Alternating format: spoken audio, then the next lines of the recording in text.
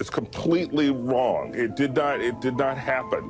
There was no spying. There was. It's Pizzagate. The conspiracy gene. Exactly. It's Pizzagate. The conspiracy gene is no more accurate than Pizzagate. No one was spying on the president through the microwave. No one spied on the Trump campaign. There was no spying. There was no spying. No spying. There was no spying. There was no spying. There was no spying. There was no spying. There was no spying. There was no spying.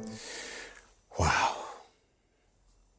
By the way, there was no spying, of course. There was no spying. There was no spying on the Trump campaign. On the Trump campaign. It's been a year and a half. There was no spying on the Trump campaign. Of this crap. No spying on the Trump campaign. Which is a conspiracy theory. No spying on the Trump campaign. Facts matter. And, oh, by the way, no, there was no spying on the Trump campaign. This report from Substack citing multiple unnamed sources claims the U.S. intelligence community asked foreign spy agencies to help spy on more than 24 associates of Donald Trump in the run-up to the 2016 election. It reads in part, quote, President Barack Obama's CIA director, John Brennan, had identified 26 Trump associates for the Five Eyes to target. A source confirmed that the IC had identified them as people to bump or make contact with or manipulate. They were targets of our own IC and law enforcement, targets for collection and misinformation. Now, the Five Eyes nations are the U.S., UK, Canada, Australia, and New Zealand. The truth is always going to find a way to come out. But the problem is, once people are fed certain narratives for so long, once people become so intellectually degraded, it's almost like the truth doesn't even matter anymore. But for those of us that the truth does matter to, the Five Eyes nations, man, how ominous does that sound? If there is a true and serious James Bond villain on this earth, he is a part of the Five Eyes nations, I promise you that. But the Five Eyes were meant to target specific Trump-related people at the direction of John Brennan, head of the CIA. What a big, giant surprise. It's almost like we told you so, just another conspiracy theory come true. And it all brings, so much into focus, right? But it brings into focus the so-called random Australian professor in the initial Carter Page FISA warrants. And here's just some of what we know, brought to you by my favorite so-called journalist. Part 3 of the investigation into how the CIA framed Trump just dropped, and it changes everything. This week, we learned how Obama's CIA told foreign spies to bump 26 Trump campaign associates who the CIA thought were, easy marks, framing them for collusion and then triggering the FBI investigation, the illegal wiretapping, and eventually the Mueller probe. We also learned there are classified documents that prove all of this, that Trump might have copies of, and it could be why Biden raided Mar-a-Lago. Now, today, Michael Schellenberger and Matt Taibbi dropped another bombshell. Russia didn't want Trump to win in 2016. Russia wanted Hillary, and the CIA knew it. Russia saw Hillary as manageable and predictable. They were comfortable with her and wanted her to be president. The Russians thought Trump was a wild card, didn't want to deal with that. There was never any evidence showing Putin supporting Trump. Obama's CIA director, John Brennan, knew this and manufactured the evidence. He manipulated other assessments, buried high-quality intelligence, and then manufactured a conclusion that 17 agencies agreed Russia interfered in the 2016 elections to help Trump. And then the press ran with it, and the country was brainwashed. Now, according to these new reports, these were similar tactics the CIA used with the WMDs. This has severely wounded our body politic, warped our minds, and wrecked our trust in national security institutions. We deserve the full accounting of this hoax immediately, every document involved. Thankfully, Matt Taibbi and Michael Schellenberger have made great progress, and Mike joins us now. Mike, tell us what this new cooking the books situation really is all about. Sure, Jesse, it's good to be with you. Well, I think some people wonder if this is old news or maybe if this has been reported. I want to assure you that it has not been reported until now. I can also assure you that there are current members of the House Intelligence Committee that are unaware of a 50-page report that the CIA is currently hiding at its headquarters. There may be other copies elsewhere, but there is a top-secret copy at the CIA proving without a doubt, according to our sources, which are multiple credible sources, that Russia, in fact, favored Hillary Clinton, not Donald Trump, in 2016, that they used the Steele memo, the infamous political document commissioned by the Hillary Clinton campaign, to cook the intelligence, as they said, for the early January 2017 intelligence community assessment claiming that the Russians favored Trump falsely. That relied on the Steele memo. That 50-page report continues to exist.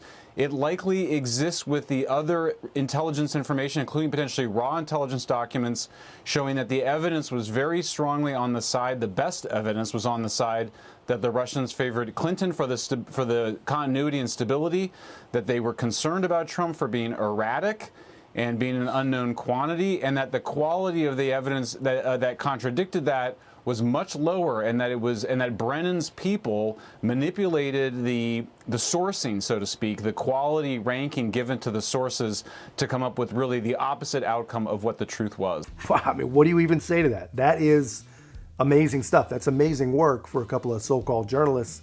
And here's the crazy part, man. 20 years ago, you would have never, ever, ever believed a word of that. But now things are so fucked up and so upside down and so backwards that not only do we believe it, but we believe that it's not even possibly scratching the surface. We know that there's so much more there.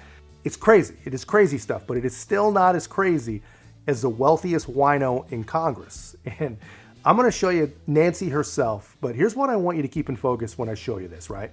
The deck is so stacked against Donald Trump that the left wants gag orders to keep him from speaking out in his own defense on any case.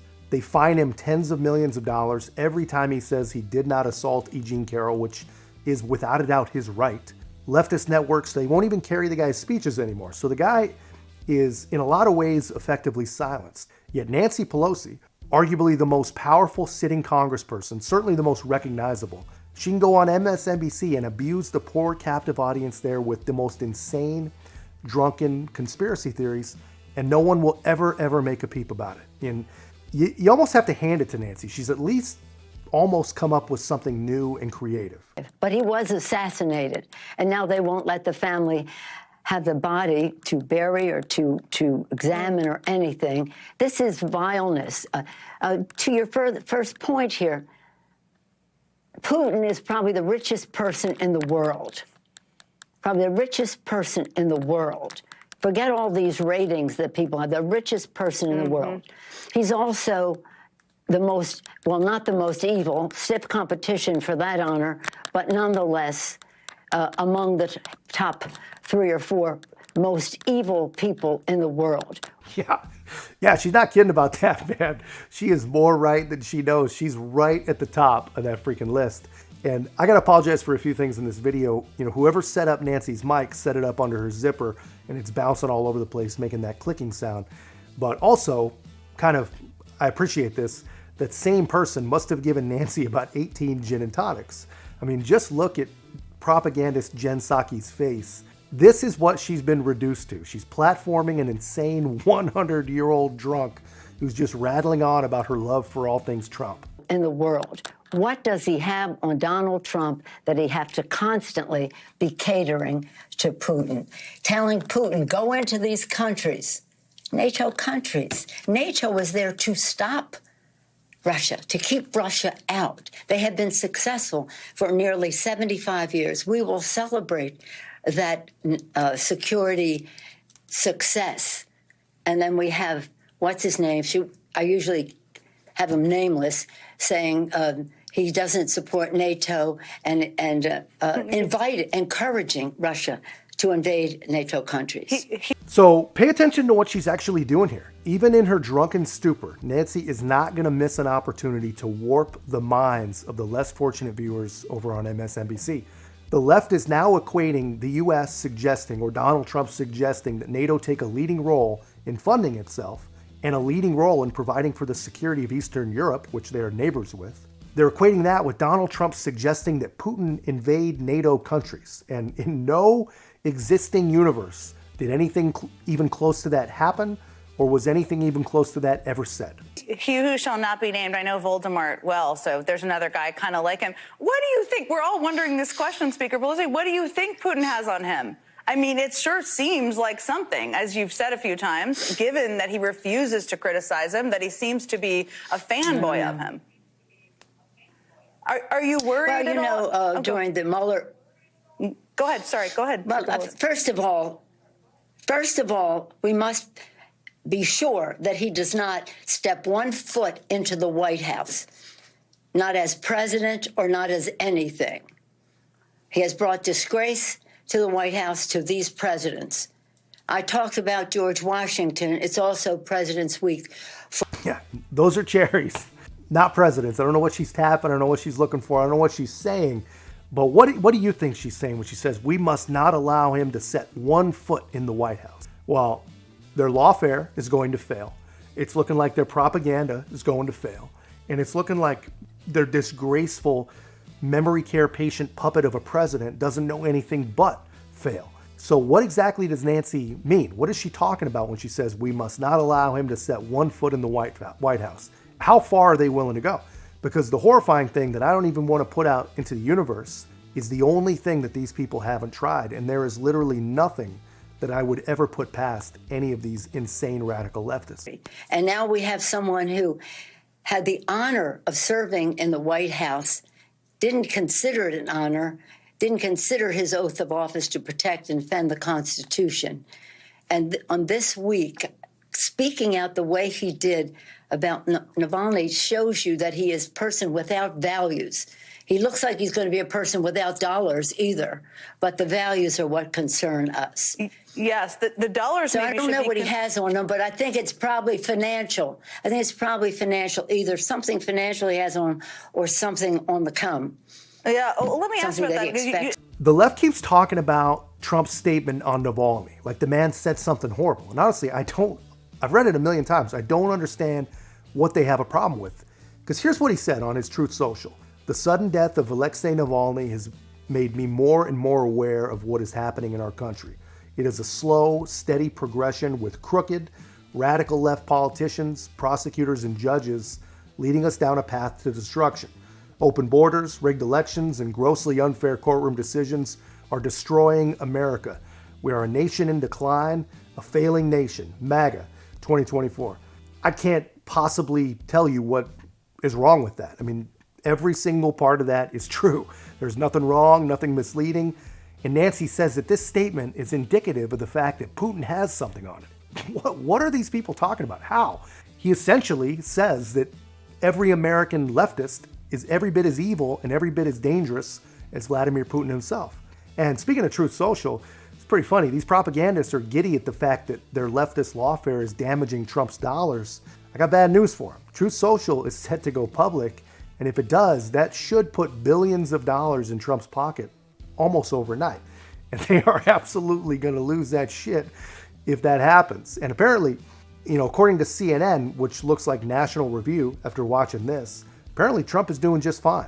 Category, is there any good financial news for Trump? Yeah, so very interesting. And Audie, in fact, was the one who pointed this out to me. Trump's Truth Social share worth. So back in 2022, it was about 700 million. Last year, it was less than 100 million.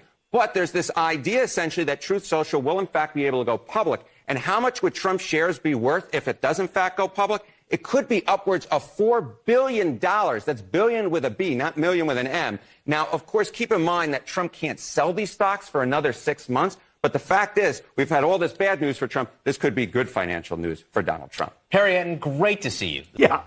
When that happens, the American left will absolutely lose their minds. I can already hear them calling for the weaponization of the SEC and the FCC and any other three-letter agency that could possibly get involved. But really, I mean, it's amazing stuff. It is literally like living the movie Groundhog Day with these people.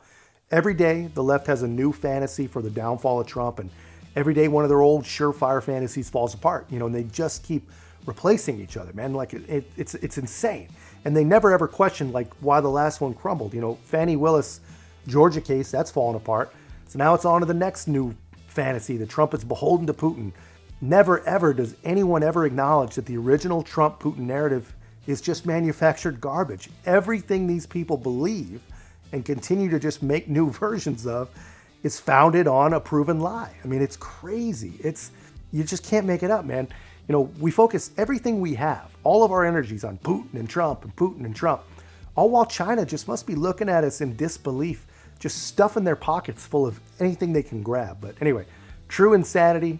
That's just my take, guys. Let me know yours in the comments. If you haven't already, be a part of our growth. Make sure to like, comment, subscribe. Most importantly, share the channel. I'll see you in the next one.